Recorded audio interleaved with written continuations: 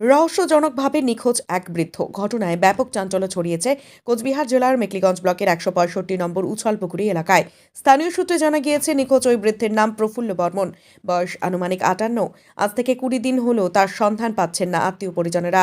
বাড়ির লোকেরা জানিয়েছেন, মানুষের বাড়িতে দিনমজুরের কাজ করার উদ্দেশ্যে তিনি বাড়ি থেকে বেরিয়েছেন, কিন্তু ফিরে আসেননি।